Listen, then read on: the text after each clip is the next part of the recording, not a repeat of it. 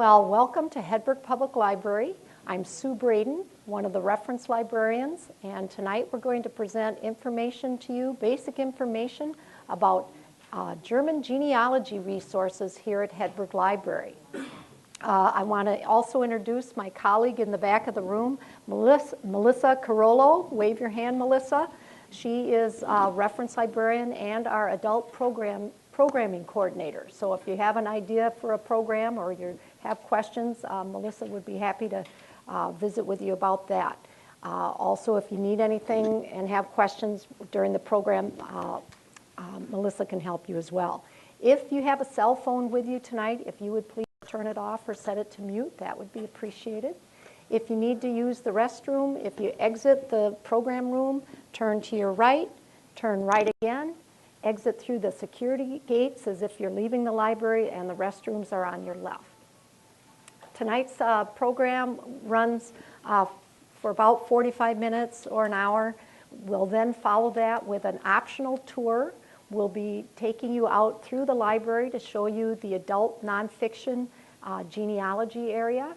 We'll also stop by the microfilm area where you can see the equipment we have and where we have our microfilm reels. We'll also stop by the reference collection of the 929. Some of the great resources are only available in reference. Some are available in both reference and the circulating collection. Then we'll finish that off with a stop in the Janesville room, which is our local history collection in the reference area. We also have many resources available online. We've been working hard to digitize many of the books and pictures and other materials here at the library. We have a wonderful newspaper clipping file in the Janesville room. We've created a lot of in-house indexes to information, such as our local clipping file, local obituaries, and our Janesville yearbooks, and we'll show you that as well. Because not only are you researching family from long ago, but you may also have family from more recent history.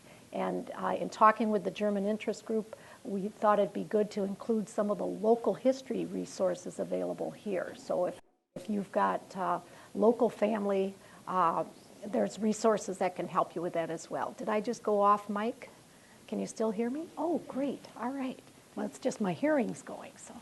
All right. So also I'd like to thank the German interest group for approaching us about having a program. We did this a few years ago, and we thought it'd be time to try it again.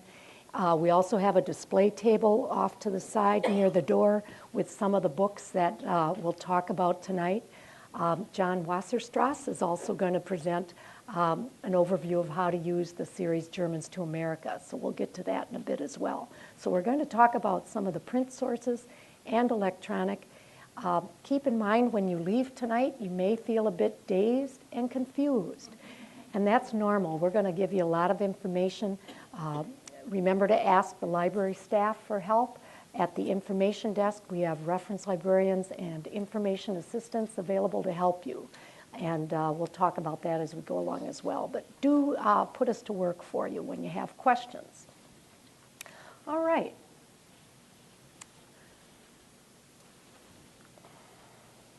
On your small handout, the little flyer, and what did I just do with mine? Take a look at this. We'll talk about the other handouts as well. We're going to talk about some of the print sources first, and then we'll talk about Germans to America, and then we'll get into how to access some of the electronic resources.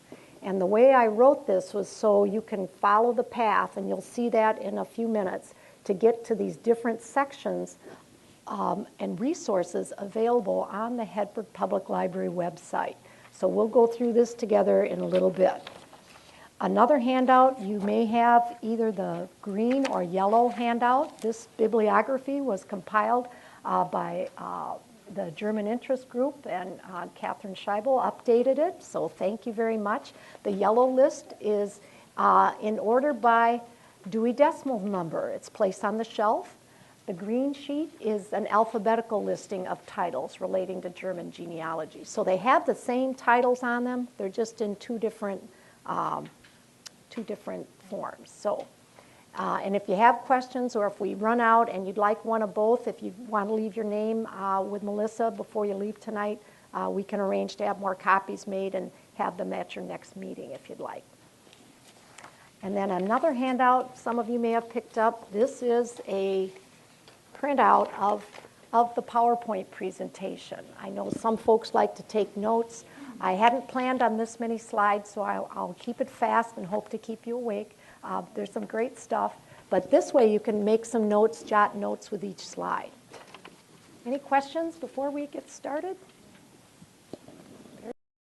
All right, so here we are at the library. And one of the main tools that you can use here at the library, or if you have the internet outside the library, is hedbergpubliclibrary.org, the library website. Now, we also have computers in the library that have just the card catalog, our electronic card catalog, which is called RockCat. Many of you may be familiar with that already. So I'm going to take a moment and just explain how you could use RockCat to see if the books on the green or yellow sheet that you have, if they're available. Maybe you want to place a hold on it or just stop by and see if it's available. But if it's checked out, you don't want to take the time to stop in the library. So you can actually check that from home or on any of our computers here at the library. Some computers have just the catalog, and there's a little label on that computer, so you don't need to log in with your library card number. Other computers that have internet access will also have the library catalog, which you can get to through our webpage. So we're going to take just a moment on that. If you take a look in the top right corner of the screen, it says Search RockCat for books, music, movies, and more. This is actually a search box to search our library catalog. You don't have to go to the separate catalog page. You can just click your mouse in that search box in the top right corner. Some folks think it's a Google search box, and no, it's just to the library's catalog, but it's there for your convenience. So you'll click your mouse, and this next screen I've circled in red in the top right corner. You could certainly type in German or Germany or German immigrants. Any combination of keywords, press the Enter key on the keyboard, and it'll pull up a list of books, physical books on the shelf, or DVDs or magazines, not magazine articles, but if there's some of the magazines, you'll get a nice list. You can scroll through the list and see what's available. But take a look at how I've got that entered. I have GERMA, and then an asterisk, and then a space, and then IMMIGRA with an asterisk. Well, what's that all about? I initially was just going to type in German immigrants or German immigration, but I thought you'd be interested in this little tip. The asterisk is called truncation, and it means the catalog will search for all variations of that word. So by listing the search this way, it looks for German, Germanic, Germany, all three terms.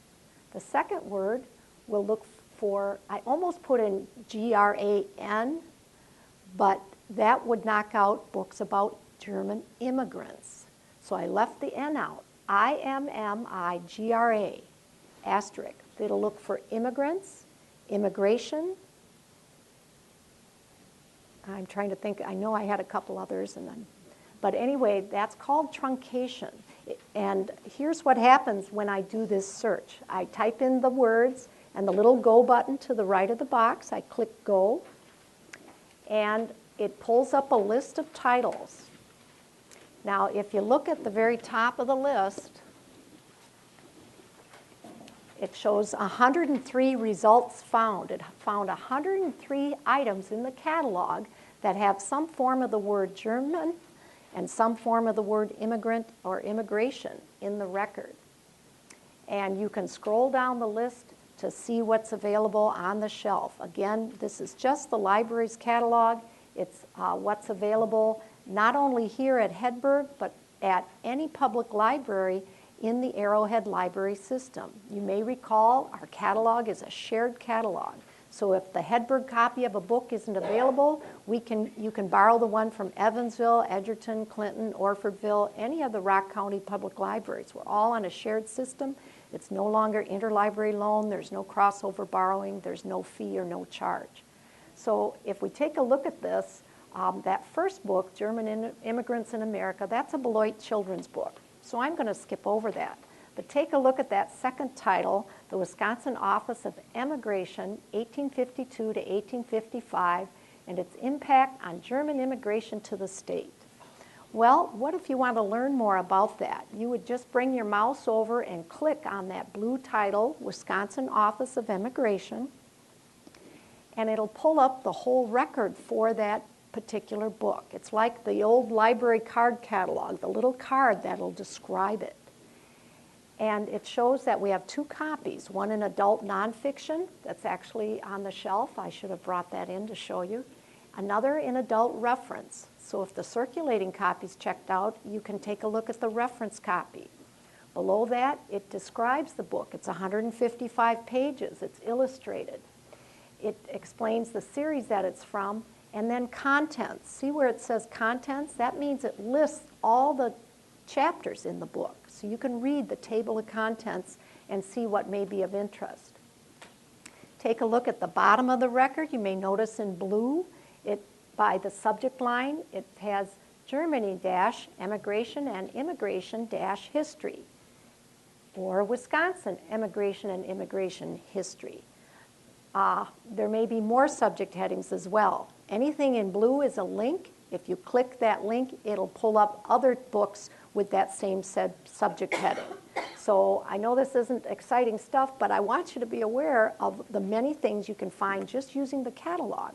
And I shouldn't say it's not exciting, but anyway, I was preparing this. I thought, wow, I better talk about RockCat and how to find good things in RockCat as well. Any questions on this before we move on? Yes? Are any of these books partially scanned or anything? Well, some of them may be. Will it tell you that? Not yet. We're working on that. We're working on that. But anytime you have questions, you can call us or email or stop by and ask if that particular book's available. Good question. Okay. Some of the print sources, John will talk about Germans to America in a few moments. We also have some other things listed here. Most of these are actually on the display table over here. The second item here, the Myers-Orts, could someone here pronounce that for me properly? Anybody? That second title, Myers-Orts? Okay. You just call it Myers-Orts. Well, that works for me. Karen Helwig, our former reference librarian and genealogy librarian, retired a few years ago. And in the past, she has given presentations to your group, I understand, on how to use this. Well, Karen's no longer here. I invited her to come in tonight, and she wasn't available. So I will not be giving you a detailed play-by-play how to use it. I will show you what it looks like, however. It's actually a 3-volume set. And it looks a little daunting at first. And I spent a little time with it. Much of it, most of it, is in German. However, the how to use it section in the front is not. So you can read this for some information on how to read the records that are available. Now you're wondering, well, what does it do? What kind of information does it have?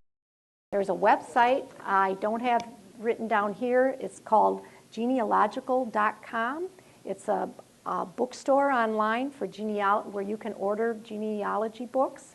Again, it's genealogical.com is the website. And I go to that often to see if things are still in print or find materials. But I printed off their description, and it's quite lengthy. But the short version is, description is, almost all serious German research begins with Myers-Orts, the massive gazetteer that describes approximately 210,000 cities, towns, hamlets, and dwelling places in the German Empire prior to World War I. It's an essential tool for locating information about every inhabited place in the former empire, be it a city, village, market, estate, or hamlet. The million of facts presented about these localities represent an entire library of reference works and enable the researcher to determine the whereabouts of civil, religious, court, and military records. So it helps you find the records for that particular place. It says local entries are arranged alphabetically and describe each place in terms of the type of community. An understanding of these jurisdictions will assist you in your effort to find the original records that are housed today in church or government offices and archives.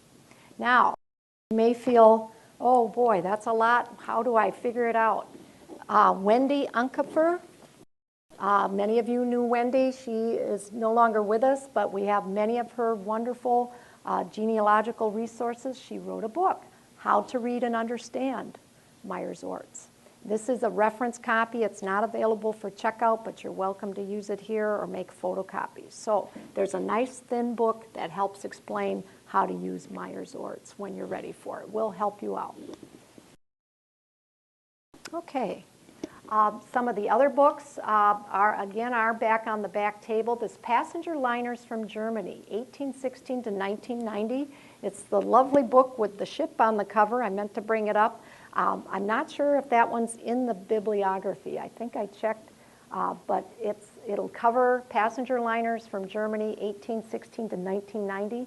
Much of that may be available elsewhere, but it's a nice source, and she's holding it up right there. Very good. Thank you. Yes, yes. Well, no, it's more information about the ship, not the list. Good question, good question. City on the Rock River, many of you might be familiar with that. This is the book that was compiled by Mike Dupre of the Janesville Gazette. It's also one of our books that's now digitized and available online. And we'll show you how to get to this. It's keyword searchable. It goes through decade by decade. You might recall the Gazette first put the decades as a special section in the newspaper, and you went in 10-year increments, and it just had little blurbs, just a little, the date, and a little blurb about something important or special or interesting that happened that day and was reported in the Gazette. From here, you can take the date, go to the Gazette on the microfilm, and look up the entire article. So this has been a very helpful source. But now it's also digitized, and you could search this online, and then you still need to check the microfilm to get to the full article. But it's in some cases, if it's older than 1970, the article might be online, and we'll show you that newspaper database in a few minutes. But Century of Stories is a great place to start if there's something that happened in Rock County, you're not sure the date, this may get you pointed in the right direction. City on the Rock River. Oh, I skipped that. I'm sorry. Switch the order. City on the Rock River. This is also digitized. You're going to see that in a few minutes. This was published by the Janesville Historic Commission in 1998. And then in 2006, they printed an update. It's basically the same. It's got some different pictures and things. But this is a wonderful source. It has some illustrations. You're going to see this in a few minutes online. But we also have a copy back on the table. But we have copies of this that can be checked out, or you can find it in its entirety online. We'll come back to that. Oh, In Search of Your German Roots. That's 2 copies I put over on the table. It can be checked out. You'll see when we get out in the stacks, we have a lot of books that can be checked out about how to do German genealogy. Whether you're a beginner or experienced. And so I put a couple of those out on the table as well. And then the Probate Index of Rock County. If you have Rock County relatives you want to look for, we had someone a week or so ago sent us an email. They needed to find the date that an ancestor died. They thought it was in the 1860s here in Rock County, but they didn't know the date. And the last thing we checked and actually helped us find some information was the Probate Index for Rock County, Wisconsin. This is 1839 to 1930. We don't have the probate records here, but the older records are at the archives of the Rock County Historical Society. And it's not microfilm, it's the actual files. So I was able to find the person I needed in this book. They actually have this index available online. I'll show you that in a few minutes. But I was able to schedule an appointment to go to the archives. I sat down with the actual file folder, and it had actual receipts. Turned out it was a guardianship probate file, and it had receipts for the guardian who was making payments on the property from the 1860s up to about 1880. They had this wonderful file, and in that file it included the dates that death that our patron was looking for. So even though we didn't find an obituary, we came back, checked the microfilm, there was no obituary. At least this little probate index gave us some clues. So keep that in mind if you're ever stuck. Can't think of where else to turn. Of course, at the very end of your quest, if you're really stuck, be sure to give us a call, because that's why we're here. We'll help you out with that. Okay. I was also asked to talk a little bit about the difference between primary and secondary sources. We did a program for an English class at Parker High School last December, my colleague Diana McDonald and I. And this was the main thrust of our presentation, but I just put in a few slides to help you out with this and to just explain the difference. And I hadn't thought of it in terms of genealogy, but yes, there is a difference between a primary and a secondary source. The primary source is a document or physical object created during the time or event under study. A secondary source interprets or analyzes the primary source. It's one or more steps removed from the actual event. And then some items can contain both primary and secondary source information, such as COTRR, City on the Rock River, and I'll show you that in a little bit. Primary sources, a little more details. Some of the original documents that are examples would be diaries, speeches, manuscripts, letters, news film footage. Now you can go on YouTube. We showed the kids at Parker film footage of the attack on Pearl Harbor. That's original, a primary source. Official records, autobiographies, news article.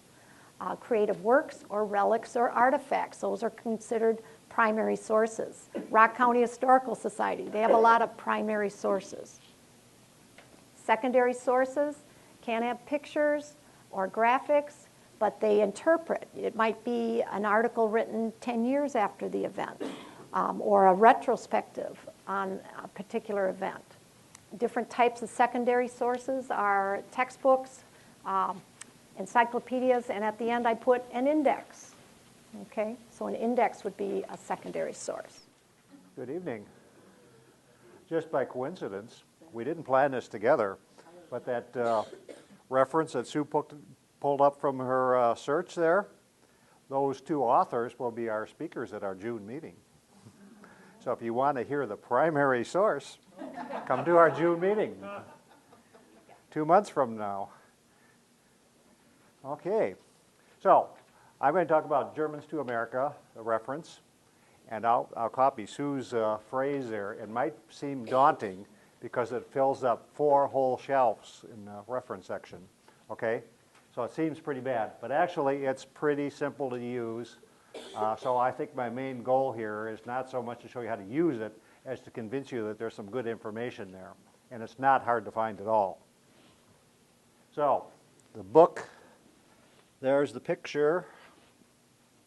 And Sue put it right up here for me. Here's one volume. Just to show you the real thing here, there are 2 series. The original one published in 1988 goes from 1850 to 1897. And then a more recent one from 1840 to 1849.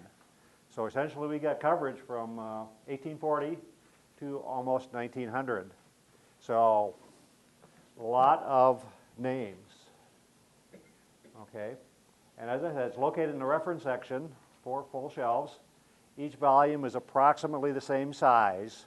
There's not a fixed time period per each volume, but it's basically on the number of passengers.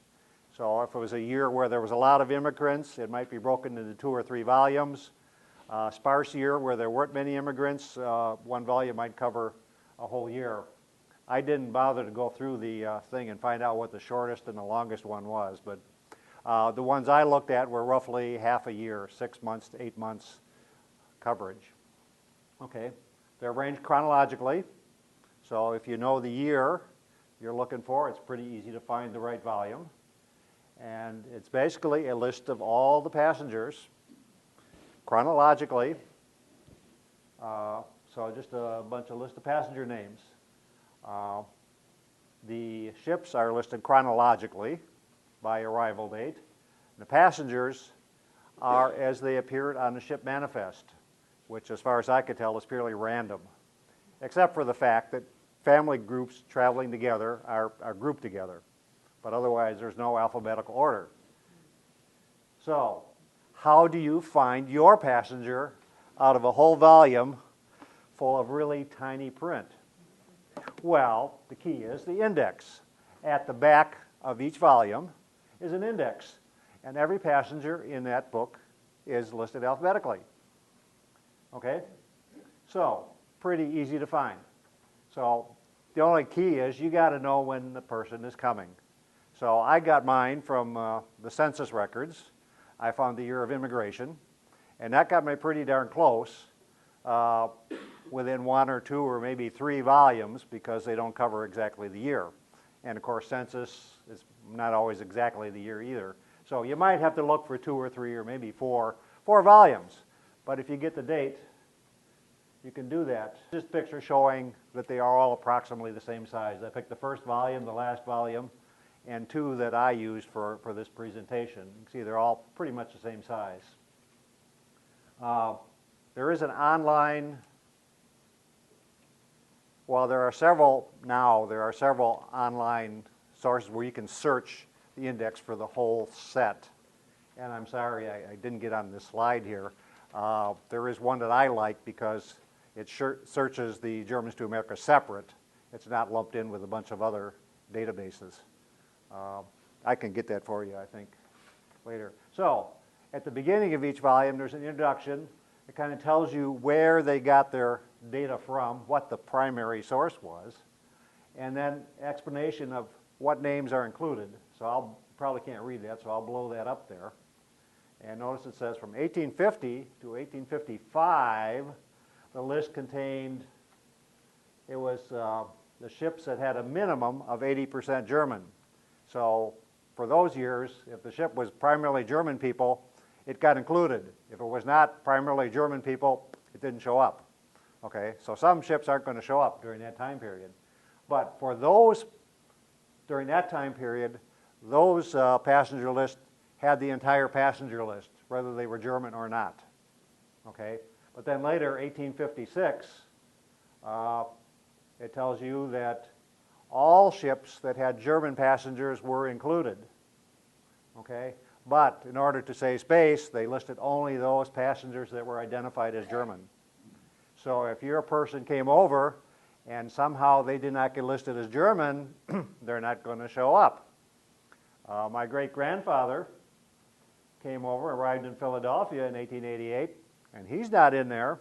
And I don't know why he doesn't show up on Germans to America, but perhaps he didn't identify himself as German.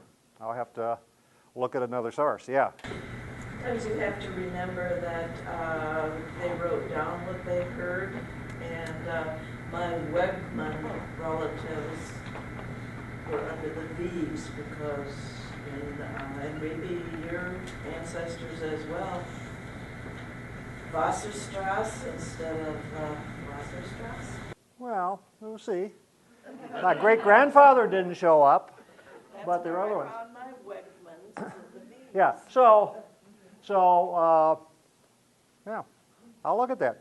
Because I know when he arrived, I found on Ancestry, I found out what ship he came on and when he came on. All right? But it's not showing up in Germans to America, at least on the index under Wasserstrass, yeah. Okay?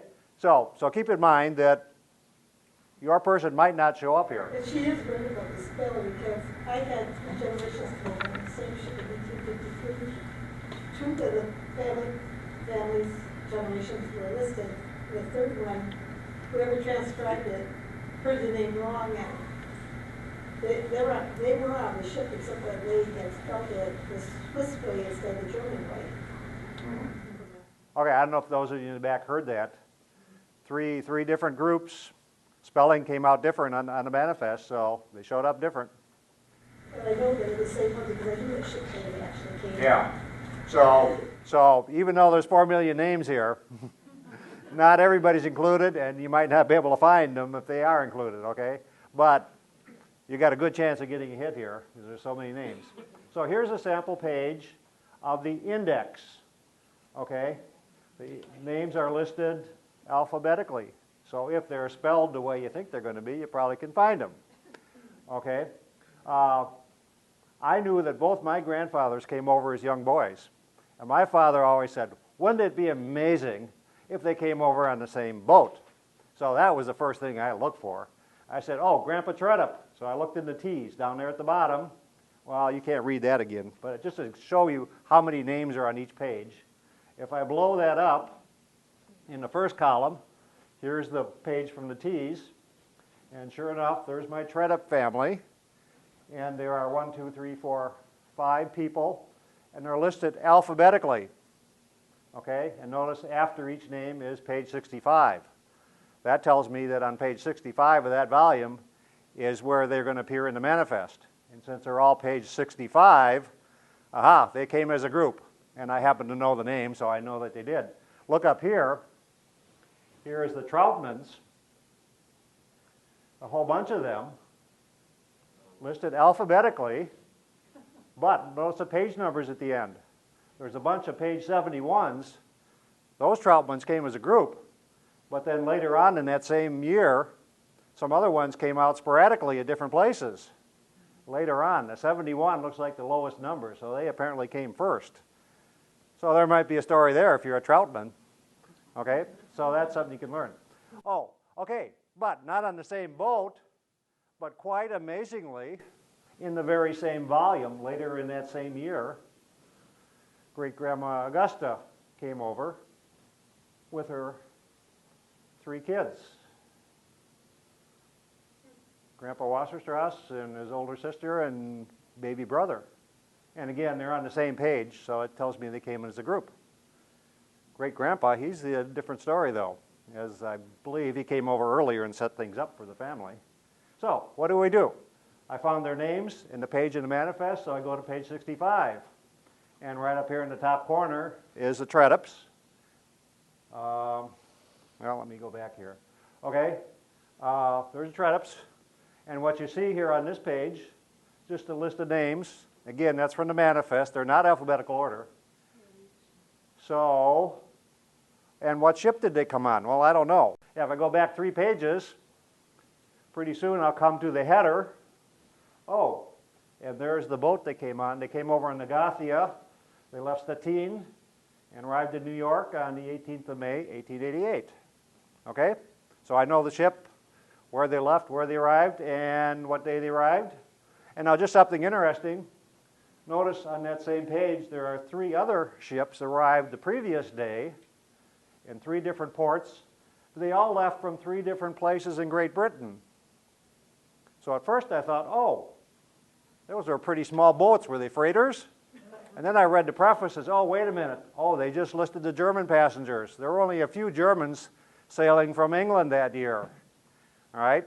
But they got included because they were identified as German on the manifest. Okay? So you might catch somebody even if they came somewhere else. I don't know why great-grandfather Wasserstrass sailing from Antwerp didn't get caught, but I'll have to hunt that down. So anyway, so blowing up here, that's Agathia, the information about that. And there's the first few people on the manifest, then jumping to the next page where my family shows up. And notice now they're not listed alphabetically. The father is listed first. Father, mother, and the children by descending age. So we've got 8, 6, and 2-year-old children. And what else do we see? We got their ages, the gender, occupation, and the children are all children, infants are infants. Women are usually W for wife, but we might find out and most of the entries I've seen do show the occupation for the father. And then what do we got at the end here? We got PRV, that's a province where they came from. And Ville is a village and a destination. Boy, that tells us a lot, doesn't it? They all came from PR, Prussia. They came from ZZZ, unknown, and they're going to the USA. Well, that's one of the problems here. Usually that's a typical thing you get. You don't get a whole lot of information. Okay, but that PR, Prussia, if you go back to the beginning of the volume, there's an index of the province codes, so you can find it. I think there was one that was not PR there, wasn't it? It was SY. And what was that? SY, you can't read that, Saxony. If you can read that there, that's Saxony. One young kid came from Saxony. I don't know why he came and went up to Stettin, but he apparently did. Okay? So, looking for my Wasserstrass family. Later on, they came on the Main from Bremen to Baltimore, 22 August. And again, I put this one up here to show you, notice the occupations here. Got quite a bit, occupation shows up, right? We're pretty good at recording the occupations apparently. That's pretty common. And where did all these people come from? Well, they came from Germany. Bremen is in Germany, not Prussia, yeah. Did they ever say when that Bremen ship, when it left Bremen? Good question. I'm curious how much time it took to come across the ocean. We don't know, but I did it for one. I don't remember which one of these two. I went back previous trips. These ships were shuttling back and forth across the Atlantic, and if they every 3 weeks or 4 weeks, if they arrive every 3 or 4 weeks, you can get a pretty good idea about how long it took, right? Yeah, that's a nice thing about having this hard copy thing here. You don't just look and find one record and it's not in isolation. Good question. So we got the occupations of all the men at the beginning. This is kind of interesting. You get later on down there on that first page, all women, children, young females. Go on to the next page where my family shows up. Again, great-grandma, the 3 children in alphabetical order. Uncle Herman, .06. He was a 6-month-old. Look at all the infants on that boat. Look at everybody on that column. They're all female. Wives, servants, young female servants. That was a boatload of mothers, children, and nannies. That's an interesting story there. Okay? And again, notice they came from Germany, unknown villages again. Almost everything I've looked at, unknown villages, pretty rare. But notice they came to Baltimore. They weren't coming to the U.S., they were coming to Baltimore. Well, but some of them came to have the states listed, okay? So I think the previous page there were a bunch of states listed too, right? Illinois, California, Missouri, some Wisconsin. Yeah, notice here the Walters came to Wisconsin. Mother, children. Oh, look at the next one here. She came to Wisconsin, servant, grouped with them. I suspect she was their nanny, right? Okay, and one final thing here to wrap up. My other family, my grandma's father, I knew he fought in the Civil War along with his brother, but I didn't know when they came. I haven't found the census, so I had to do manually. This is before the computer search. Now I could probably look in the computer and find out. So I had to hunt through, starting with the Civil War, going back, and I hit pay dirt in 1861. And the Meyerhoff family came over. This was not my great-grandfather, but it was his brother and their parents. And I wanted to show you this one, because on the ship New York, they all came from Germany, except for a couple here. And they were all in the USA. I didn't learn much from there. But look at here. 000 on that volume was unknown village. But quite a few of the villages have something there. That was a nice ship. They recorded where they came from. And my family came from WQ8. Well, what does WQ8 stand for? Well, you go to the beginning of each volume. There's a list. This is the occupation codes. Okay? And great-great-grandpa was listed as an MNR, which is, you probably could guess, it's a minor. Okay? So you got a pretty good chance of finding out the occupation. Well, what about the village? If you're lucky enough, one of the few to get the village, you can look it up here. And WQ8 is, I'm going to try to pronounce it German, it'd be terrible, but Wendhagen, right? And I look it up in Google Maps, and sure enough, it's a little village on the north face of a mountain, just southwest of Hanover, clearly in a mining region, right? So it all makes sense, fits together. So if you're lucky, you can find the village where your family came from. And just coincidentally here, the previous page, Wendhagen is near the market town nearby, is Stadthagen. And when I looked that up, look here, we got a South Carolina and St. Louis. So it looks like maybe some people that year had come to America. That was their source, that was their home. They went back and were coming back for a second time. So that's just to tell you what you can find and how you can find it. It's really quite easy to use. Yes, ma'am. Did you notice that they weren't all from the ship's manifest? Because mine is from an immigration book from Germany. Oh, really? That they can, Okay. I've got the book, digital book of it, and it's the exact same thing. Okay, any other questions, comments? Yes, sir. Matt. I found one family in here, and when I went to look up the actual passenger list on Ancestry.com, even though it didn't have the village listed in here, it did have a village listed on the actual passenger list. It was hard to read, but I was able to look it up on Google Maps, and it was pretty neat. So.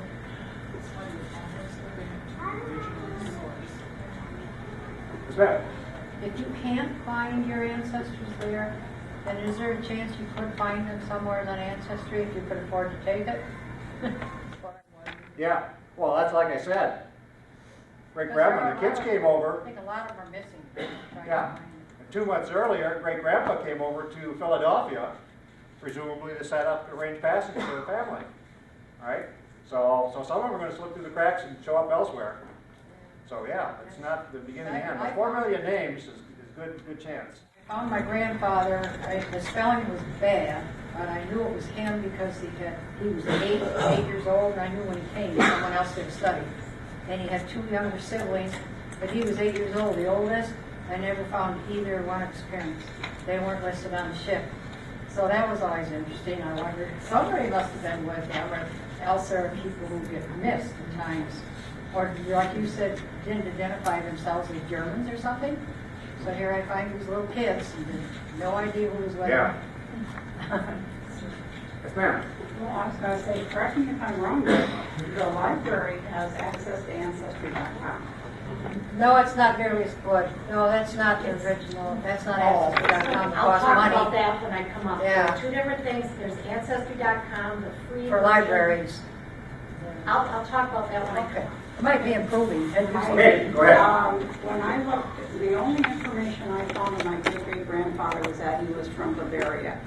And so in trying to locate a locale for him, I've come close through different, other relatives that have done a search. What I want to do, and maybe if you don't want to take time now, I have a minute of your time later. How do I go about contacting churches? Because I want his church records. I'm not a genealogy expert. I'm really a beginner. This is just one of the things I know how to use. So anything else, you take a bad luck if you ask me. You can stop by the information desk here. We can help show you some sources. Oh, I saw there's one back here. And then if we can't find the answer, we can help you out. Also, remember the workshop next summer. Well, the workshop there was very helpful. If you know what city they're from, where they came to states, and you know the religion or have an idea, there's we can include the historical societies in those communities. They will have this. Yeah. There's a lot of other things. This is just one tool of a great many. But I wanted you to be aware of the fact that we have it at the library here. And and it's available. So please make use of it if you want to look for somebody. Thank you. So I'd like to take a moment to thank the German Interest Group for your donations of money toward new materials.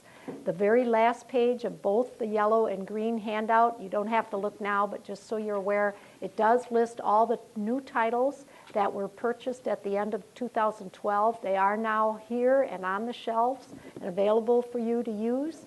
And we very much appreciate your support. And also, you purchased the Germans to America volumes. So thank you very much. We appreciate that. Are there any other questions before we move along? Now we're going to go to the electronic portion. If you take your little handout, and the front of it says how to access electronic resources. And it says go to www.hedbergpubliclibrary.org. Now, this is going to be just a quick overview. Again, the staff here at the information desk, the reference desk and service desk are now combined. We're called the information desk. We're happy to help you. You can call us, stop by, or email us. So keep that in mind as we move along. All right, here we are back at the Hedberg home page. You'll notice right beneath the picture of the library, the button called Research Tools. And that's where you'll start your search. That's going to be where you'll begin. You'll click Research Tools. This next page is the actual Research Tools page. And there's several options, and we'll be exploring, showing you a couple of different areas of resources available for you. Now, if you take a look at the top, we've got research databases, and then internet searching. We have links for Google and Yahoo. But go down below that. You see where it says popular subjects. And then about halfway down, I should try my handy laser pointer here. About halfway down, you see a link to genealogy. These popular subjects, all these different topics, are pages we've created and pulled together links on those topics. So if you're trying to find a website, a particular website on a particular topic, give this a try. If you click education or click health, on the health page we've pulled together the Mayo Clinic, other notable, reputable websites, and we've checked them to make sure they're good, reliable sites. So you don't just have to Google everything. Come to our popular subjects and go to the list that will help you. But if you come here and click genealogy, you'll actually click the little green dot to the right of the word. That's the link. And here's our genealogy page, the top part of the page. I couldn't fit it all in. And many of these websites you may be familiar with. We have the general links, and then we categorize them. We have the links about the census. You'll notice the second to the last bullet says 1940 Census-National Archives. So that link will take you to the National Archives website with the page about the 1940 census if you want to go at it that way. Then below that we have links about immigration.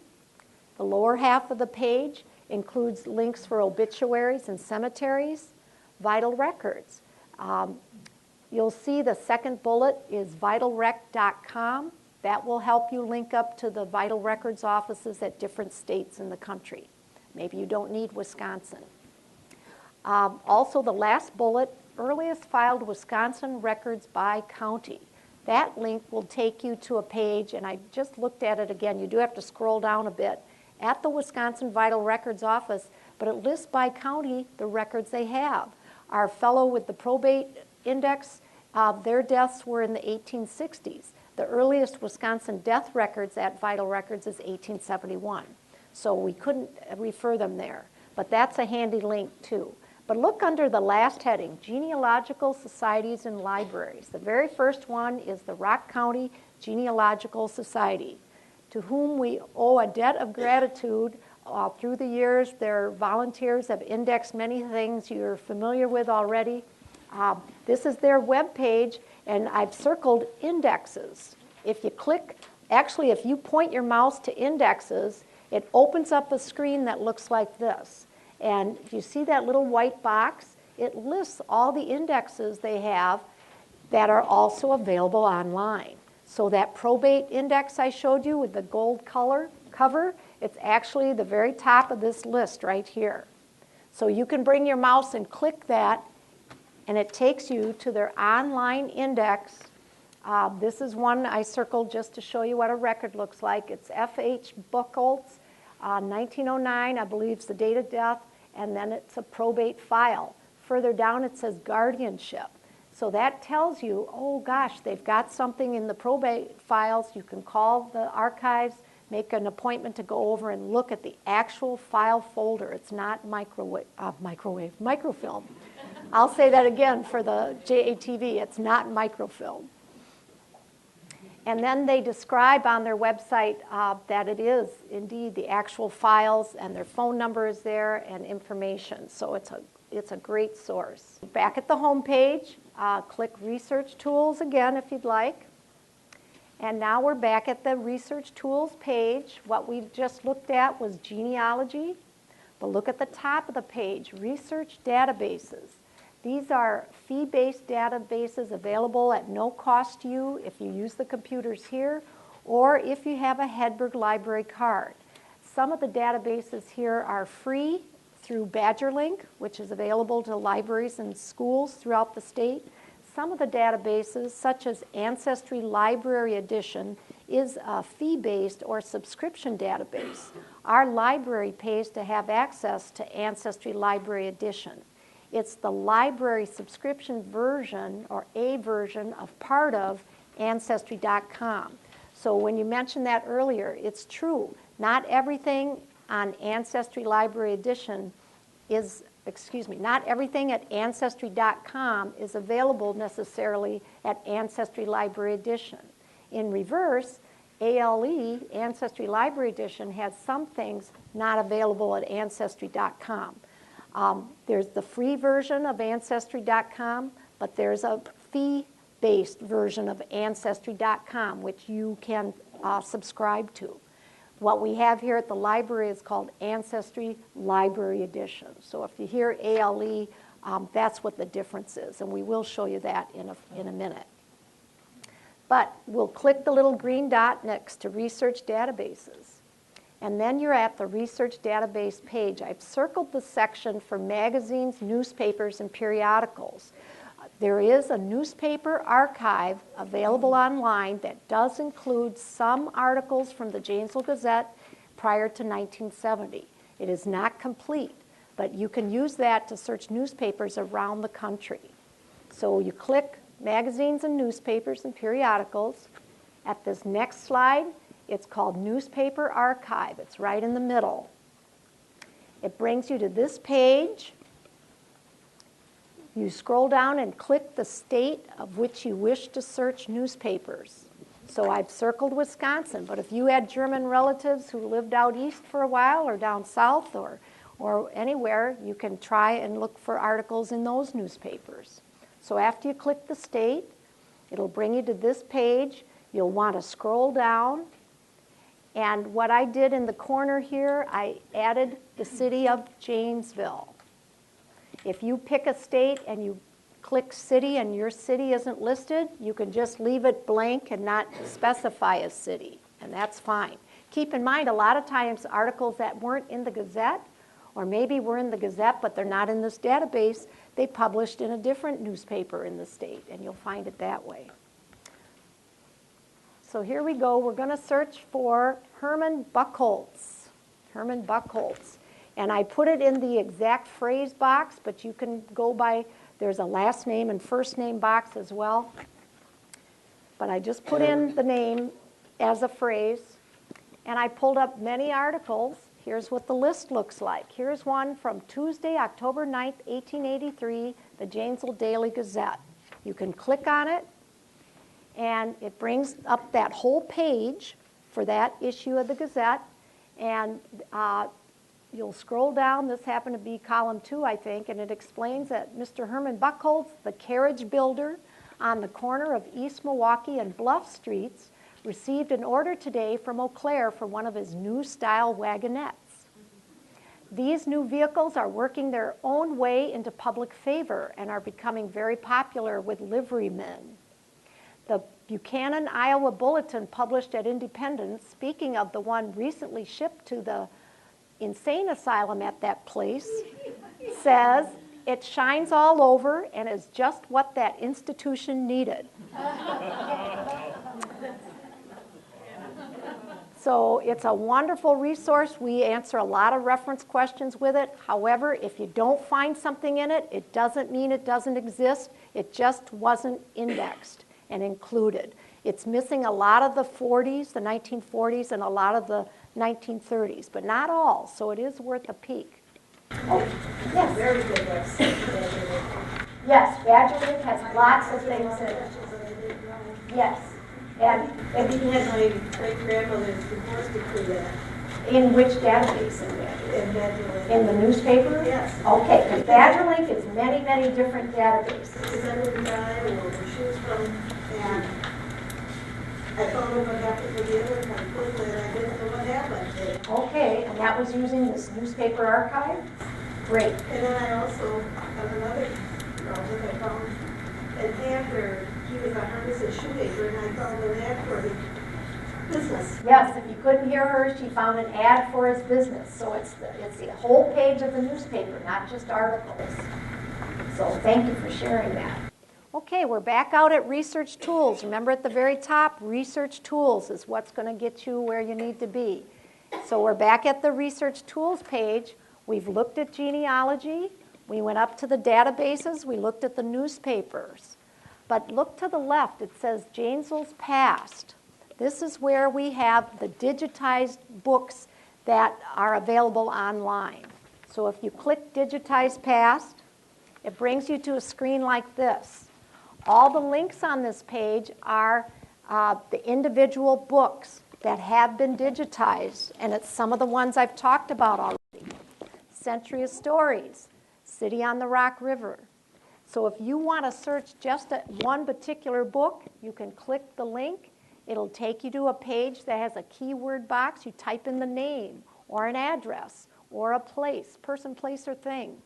Hit enter or hit search, and if there's something there, it'll come up in a long list. I'll show you in a moment. But what if you want to search all of them at once? You can do that too and save some time. This came about starting in 2005. The reference librarians here at Hedberg asked if we could pursue writing a grant from LSTA, Library Services and Technology Act, from the federal government.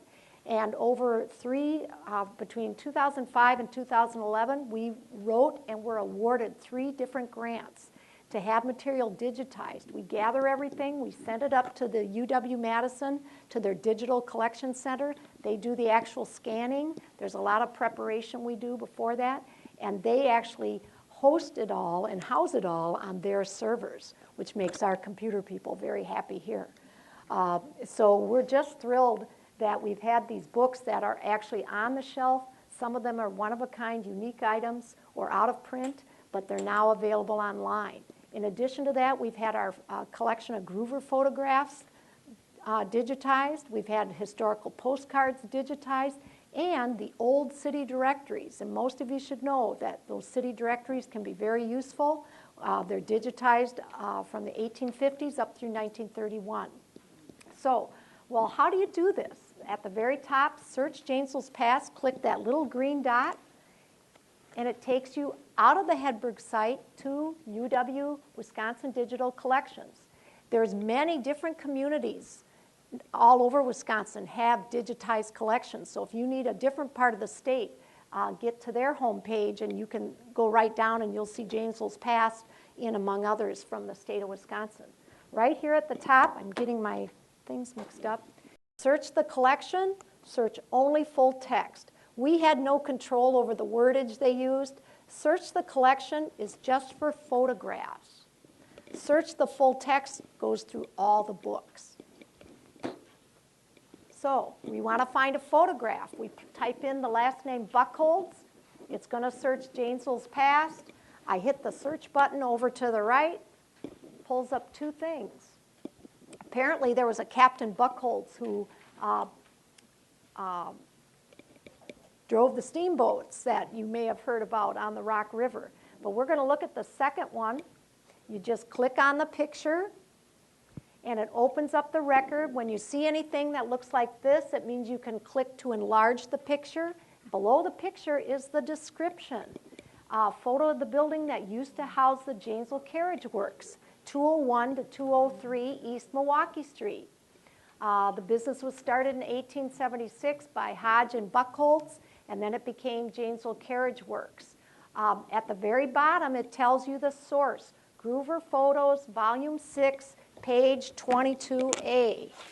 So here's the actual volume of Groover Photos, and the picture that's online is in here, okay? And this is actually, the green binders in the Janesville room are actually photocopies of the originals, which we have in the locked cabinet. But if you ever need to scan a copy, we can help you with that.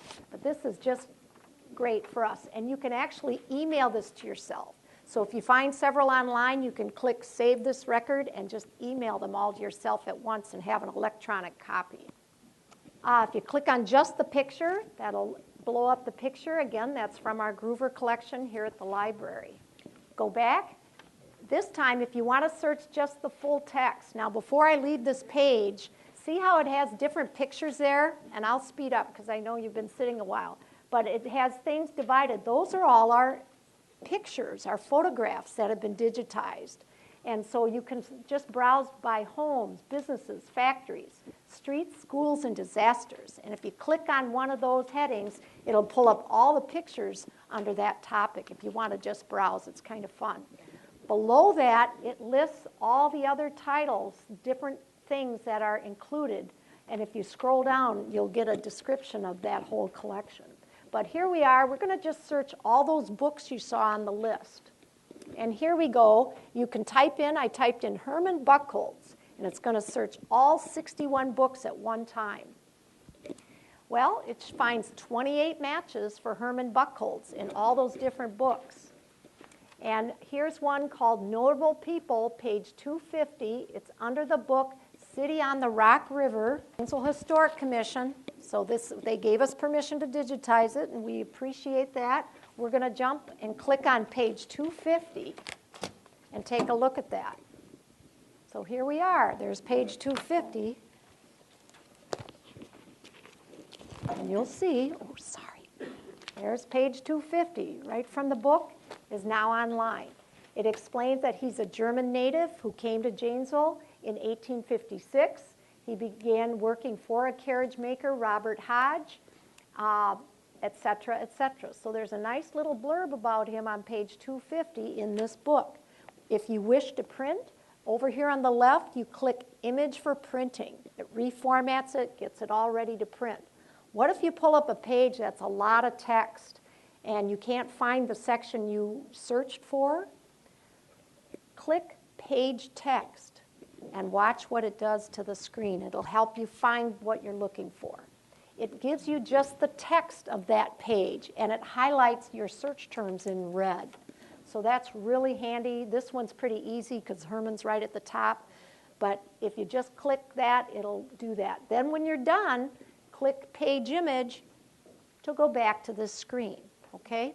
And again, if you get stuck, just let us know. Take a look at the bottom of the paragraph, Portrait and Biographical Album, 1889, page 795 to page 796. So that paragraph was came from another book. So this City on the Rock River, this is what I feel is a good example of a book that can be primary and secondary, because the research the Historic Commission did, that would be primary, but when it's something like this, it's a secondary source.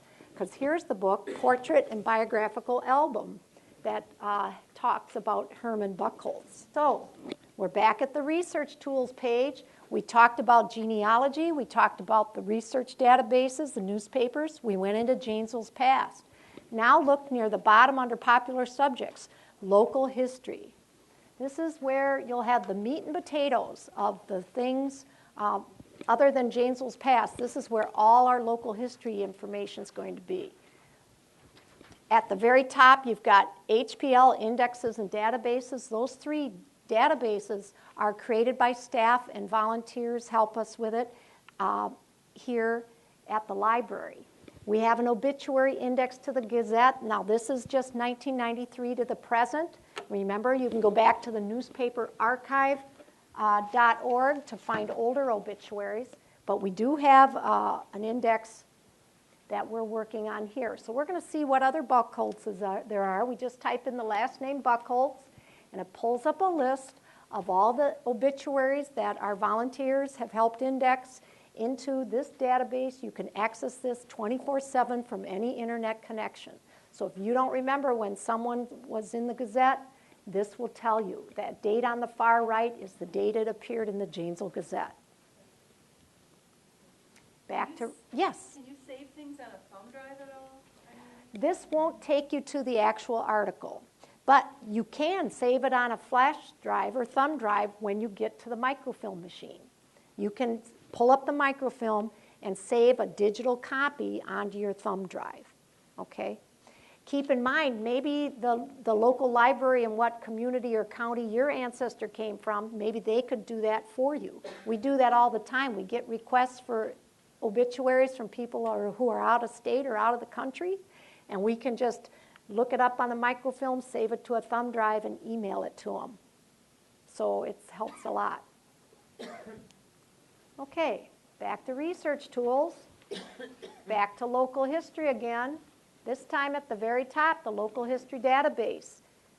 We have a big cabinet you'll see in the Janesville room if you take the tour with an A through Z file listing of different topics. Rotary Gardens, crime and criminals, Parker Pen, General Motors. If you click search the database, you can actually type in a topic and pull up the index listing where that article appeared in the paper. Aha! We do a keyword search on the German interest group. What will we find? We get a list of 2 items. The first one is a headline from a newspaper article. Group explores their Germanic roots. The German interest group. Over on the right, it appeared in the Walworth County Sunday, August 22nd, 2004, page 14. Over on the left, it's in a file folder called Genealogy, Rock County Sources. So the actual clippings should be in the Janesville room in a folder called Genealogy. Now the second section down below, it's not about your group but it had the words German, interest, and group somewhere in there. But I looked at it, it's not your group. So let's do Herman Buchholz. We find 7 things about Herman Buchholz in the local history database. What happened is 10 years ago, Laura Gottlieb, one of our reference librarians, proposed that we index all these news clippings because what used to happen, we'd get a call, when was that vandalism at Rotary Gardens? We go in, we hope we find the folder with the clipping in it, and then we can give them the answer. If the clipping isn't in there, then we have to scrounge around. But this has been the great equalizer. We have new staff who've come on board. Once we indexed all the newspaper clippings, Laura and Diana McDonald went through and started indexing some of our books as well before they were digitized. So here we go. One of the items over on the right, the Portrait and Biographical Album of Rock County, Wisconsin. It lists Herman Buchholz, Herman, 1839 to 1909, and the page numbers with a photo. Here we go. And it told me I could go to this book and turn to this page, and there's his picture. Okay? Now, this book is actually digitized and is online. It's not one that we did, but I'll show you on the local history page where it is. So this is actually available online as well. So we're back here at Research Tools. I'm sorry I meant to point out on here where I was, but you'll get the hang of it. Here we are back at the research databases again. Okay, we did Janesville's past, we did genealogy. We're almost done, folks. What about Ancestry Library Edition? Let me show you again what we did. So back up at research databases. We're on the back side of the little handout now. We're on page 2, near the bottom. So you click research databases. And this time, instead of the magazines and newspapers, look to the right. We're going to click where the red circle is, click people. And here, under biography and genealogy, you have Ancestry Library. The last bullet here is Heritage Quest. That's another place for census information or other information. You can use that from home through BadgerLink. Ancestry Library is only available on the computers here in the library building. Okay. Now, if you're visiting family in another part of the country, it's a good chance their local library will have that on their computers too. So we get a lot of folks from out of town who use our computers as well. So we click Ancestry. Here's the beginning screen. Couple things to point out. Here's the 1940 U.S. Census. We're going to take a quick peek at that. At the bottom is the U.S. Census Collection. If you're not sure which one you want, you can click this link. It'll pull up the list. And then on the right, I like to point this out, all databases. Maybe you want something more specific, or maybe you just want Wisconsin databases that list deaths or marriages. You can click all databases. It'll let you do a keyword search of the databases. So you'd say Wisconsin death, it'll pull up military deaths and some other databases, portions of Ancestry you can use. But for now, we're going to go to the 1940 U.S. Census. And notice right at the top, you can now search for people by name in the 1940 census in all states and territories. So this is good news. Again, Mr. Buchholz, we put in his last name, Buchholz, and then I put down that he lived in Janesville. And as you know, as you start typing here, if you've done this, it'll pull up, well, which Janesville do you want? You'll get a list. I clicked on Janesville, Rock County. And here's a list of Buchholz. Now, this won't be Herman, because we know he died in 1909, so he won't be here. But if you decide to pick one, you just click View Record.